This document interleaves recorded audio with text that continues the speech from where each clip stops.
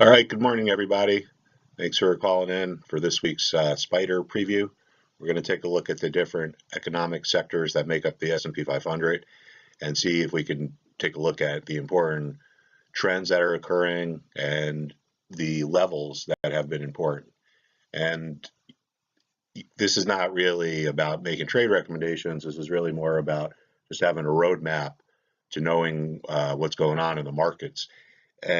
But when we do see things that are worthy of a recommendation, I do mention it, and we'll see that when we get to the energy spiders. We've been looking on that at that for a while, and if it breaks through its most recent support, I think it could have a pretty tradable move downwards.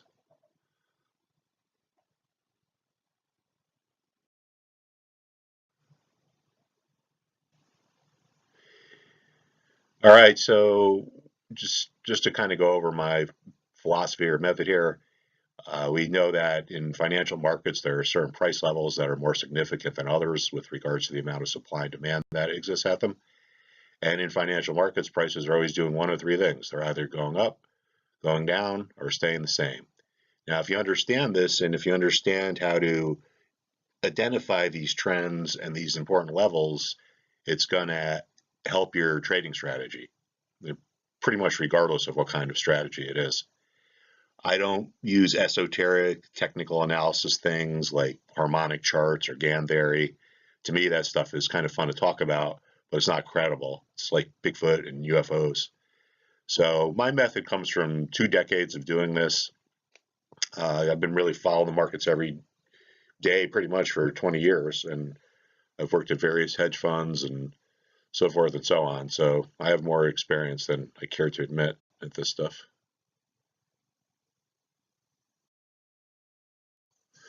All right, so this is just an overview. We'll just kind of skip right through this. All right, so here is the S&P 500 or the SPYs. You can see here, once again, the fake news financial media was going nuts last week, talking about the Turkish lira and devaluation in Turkey is what drove the market down. But that's not the case. I mean, if you follow me here, you know that last week and probably the week before I said, if we get to the 286 level, we're going to run into some resistance because that is where the all-time high was, okay? That's nothing genius or extraordinary. When markets get to former highs or former lows, they run into resistance or support, okay? So this has nothing to do with Turkey. It has nothing to do with the Turkish lira. If the market gets down here and bounces, it's because it got to support and it bounced. I don't know. The media will figure out whatever the story du jour is, whether the market's bouncing because, the Turkish lira, So unfortunately, the media is entertainment and they always have to find a reason for every move. But that's not the case. Most of the time in markets, when things move, it's due to how they're interacting with these important levels and trends, like here. There's even random noise in the markets. Now, think about this. If, say, one client calls Charles Schwab and says, I need to withdraw $200,000 out of my mutual fund, then the traders at Charles Schwab need to sell a basket of all those stocks to raise $200,000. Say on the same day, another client calls and says, I'm depositing $400,000. Well, then the traders will have to go out and buy the same stocks that they are selling. And that has to go through a broker and it has to go through exchanges, and that's going to make the market move. And it has nothing to do with the Turkish lira or Donald Trump's trade war or anything else. Very, very, very rarely will a market make a move on something that's like a fundamental story. So bottom line is don't listen to the media. Going forward, let's keep an eye on this 286 level for continued resistance. 280 level for support. If this 280 level breaks, we could get a pretty meaningful sell-off. I'd be looking for resistance down here around 268 because that was, support because that was the last bottom. Below that, down to 260 because that was the bottom back here and here and here.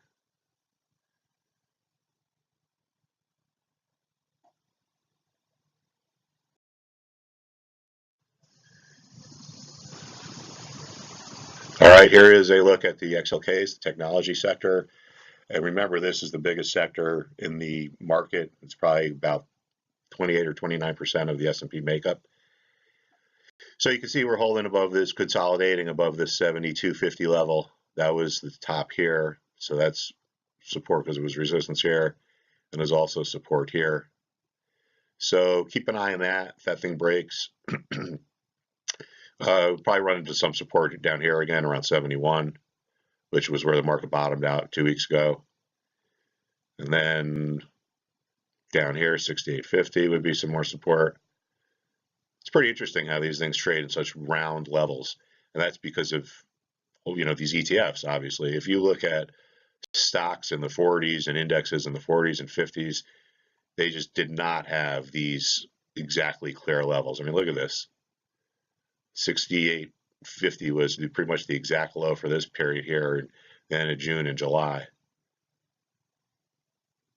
And it's really interesting if you think about that, because this basket of, I don't know how many stocks are in this thing or in the index that this thing is modeled off of, but it's got to be at least dozens of them, if not hundreds. And yet somehow this exact same level was right where they found support. And no academic or efficient market theorist could, or efficient market person could explain why that happens.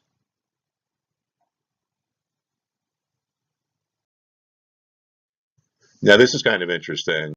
There's some weakness here in the financials. You can see that they got up to this resistance level and they failed, which means they're going down. And now we're starting a downtrend. And there was resistance there because there was resistance here, and resistance here, and resistance here. So it failed. It broke its uptrend. And now we're seeing some weakness here. It's going to be a similar picture when we get to the industrials, but you'll see what I mean when we get there. If this thing continues to trend lower, I'd be looking for some support around 26.80. And yeah, I know it broke through it here, but it got oversold, came back. So I would still say that this level is going to have some importance. So that's what I would be watching. If you short this, that's probably where I would have my cover.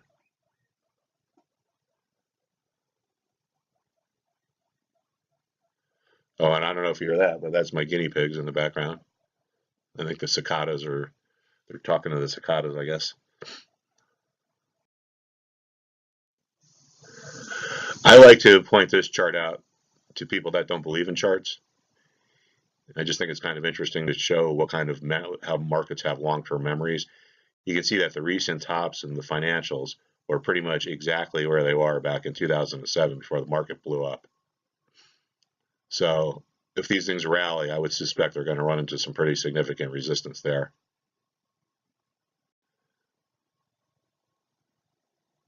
So you can see, I mean, it's hard to even remember this, but during the financial crisis, these things were down to like $5. Now they're trading around 27.70 or 28.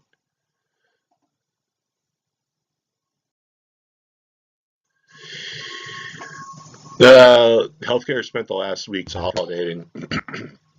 We kind of said that was going to happen last week because it was a little overbought, and it's trading just under this range where there's going to be some resistance because this was the all-time high here.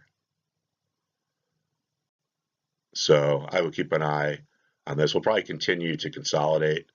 If we head lower, I would look for support around 86.50 because that was support in here.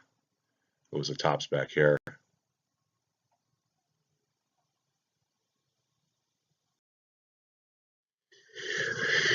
Consumer discretionary, trading right near all-time highs, consolidating up here. I would look for short-term support around 110. Longer picture, I would look at the 107 level down here.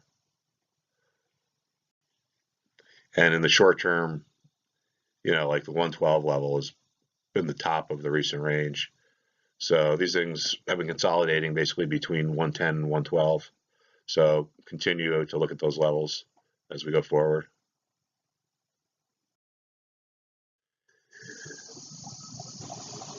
Okay, and here's the industrials, and this is what I mentioned, that it's kind of a similar picture to the financials in the sense that They just broke their recent uptrend and now they're trending lower.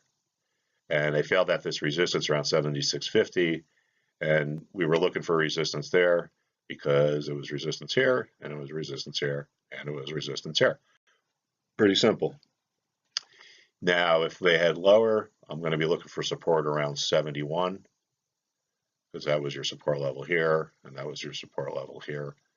But it's kind of interesting, if you trade the spiders, it's interesting, and you really should keep an eye on these different sectors, because you could get your key here to, what the bigger picture and what the SPYs are going to do.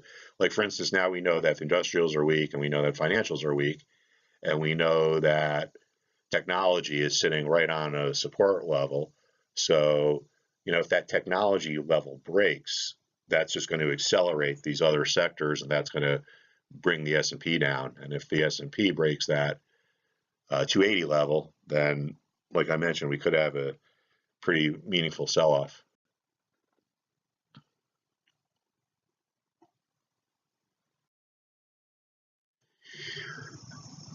All right, here's the consumer staples. We mentioned last week that they've been testing this resistance level at 53.50.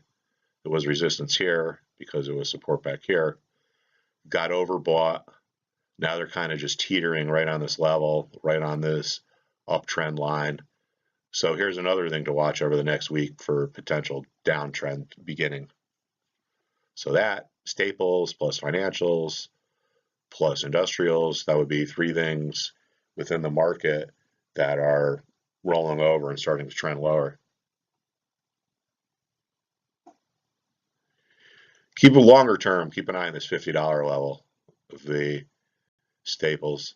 This is another thing I like to show people that don't believe in charts.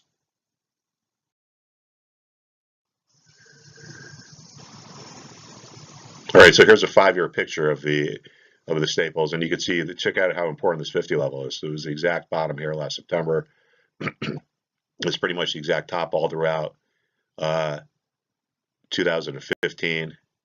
And you might say, well, G market got a little higher here. Well, I mean, what? So it got to 50.50. That's pretty good. There's no fundamental analyst that can get price targets that are that close. So, when they got down to here, obviously we were watching it, and I know some of my clients bought it when it broke this downtrend line.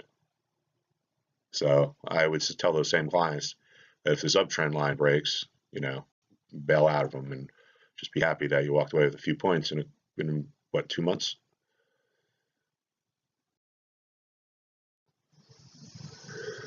All right, and here's energy, and this is what I mentioned at the beginning, that I'm watching this for a potential trade. You can see that this 74 level is important because it was resistance here, and then it became support. So now we're starting to test it, and we're not oversold yet. But I think if this thing breaks, it's going to have a meaningful move downwards, because when it rallied back here, right, it rallied really quickly. So it didn't spend too much time at these levels. So people weren't able to get what they call, like, say, a vested interest at those levels. So because it didn't spend a lot of time there, the levels are not going to be as significant as other levels could be. So I think that what that means is if this level breaks, there's really not going to be too much support in here because there wasn't too much resistance here, all right? So I'm watching this for a trade. If this thing breaks 74, I'd probably sell it short around 73 with my stop out at 74, and my cover target would be down here around 69, because you can see this was the top of this range. So if you sell it at 73 and you want to cover it at 69, in theory, that's a $4 gain or 4-point gain. And if you sell it at 73 and your stop out is a 74, that in theory is a 1-point loss. So that's a 4-to-1 risk reward ratio. So, that's the kind of trades I like. So I'm definitely keeping an eye on this, and just keep an eye on my blog, because if I do enter the trade, I'll put it on there. Here's another chart for people that don't believe in charts. You can see how important the 78 level is. Okay, this was late 2016, right where it turned over. The beginning of the year is pretty much the exact top, and this was the most recent exact top. So if this thing rallies, gets back up to 78, I would suspect we're going to run into some significant resistance around this line, 78.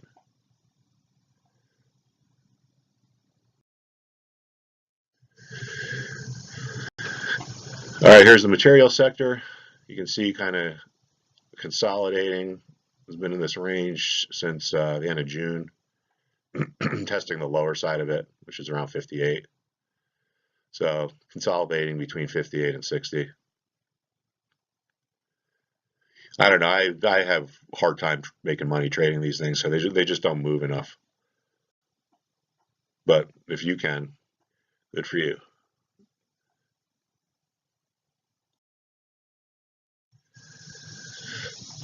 All right, and then utilities have really been trading kind of sideways, consolidating as well, testing the top of the recent range. They've been consolidating ever since they broke this uptrend, right above the 52 level. So, if this 52 level breaks, I could see these things easily getting right back down to 49.